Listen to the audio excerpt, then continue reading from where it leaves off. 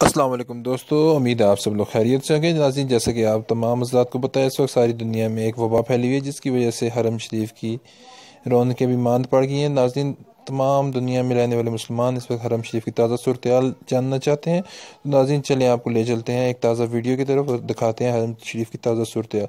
ناظرین، یہ دیکھیں، ابھی ہم بیسمنٹ سے اوپر آ رہے ہیں اور یہ سامنے آپ کو مکہ ہوٹل بھی نظر آ رہا ہے، ساتھ ملینیم ہوٹل بھی نظر آ رہا ہے۔ آپ کو رائٹ سائڈ پہ ابھی دارالتوحید ہوٹل بھی دکھاتے ہیں۔ یہ دیکھیں جی، یہ دارالتوحید بھی نظر آ رہا ہے آپ کو۔ اور یہ ابھی ہم حرم شریف کے سین میں پہنچا گئے ہیں، جو مکہ ہوٹل کے باہر جو ہے مکہ ٹاور کے۔ تو ناظرین، یہ ابھی ہم آ گئے ہیں جی کنگ فہد گیٹ کے سامنے آ چکے ہیں۔ یہ دیکھیں گرین بیریکیڈ لگے ہوئے ہیں اور تمام ایریا کو بیریکیڈ لگا کے بند کر دیا گیا ہے۔ عام عوام الناس کا داخلہ بالکل ممنوع قرار دے دیا گیا ہے اور صرف 50 بندوں کو 40 سے 50 بندوں کو انتظامیہ اجازت دیتی ہے اندر جانے کی، جس وقت وہ طواف وغیرہ کر چکتے ہیں پھر ان کو باہر نکالا جاتا ہے اور مزید نئے 40 سے 50 بندوں کو اندر چھوڑا جاتا ہے۔ ناظرین، آپ دیکھ سکتے ہیں حرم شریف کی تمام رونقیں ماند پڑی ہوئی ہیں، ساری طرف خالی اور سونا سونا حرم ہے۔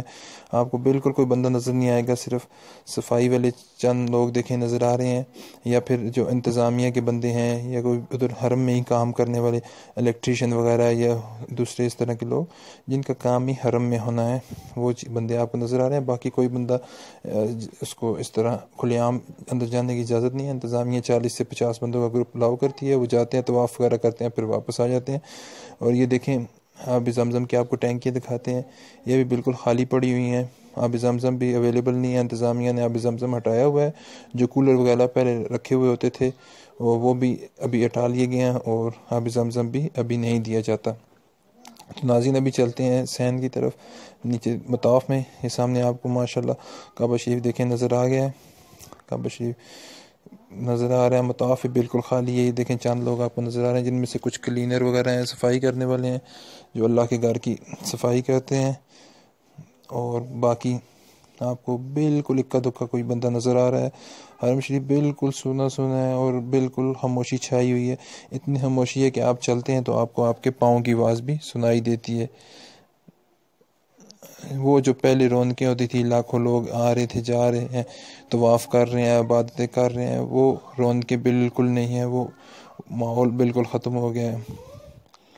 ناظرین، ہم بھی اللہ پاک سے دعا کرتے ہیں، آپ بھی دعا کریں اللہ پاک ہمارے گناہوں کو معاف کریں، جن گناہوں کی وجہ سے یہ وبا ہمارے اوپر آئی ہوئی ہے، اور اس وبا کی وجہ سے حرم شریف کی، مسجد نبوی کی اور دیگر تمام مسلمان ممالک میں جتنی مساجد ہیں ان کی رونقیں ماند پڑ گئی ہیں۔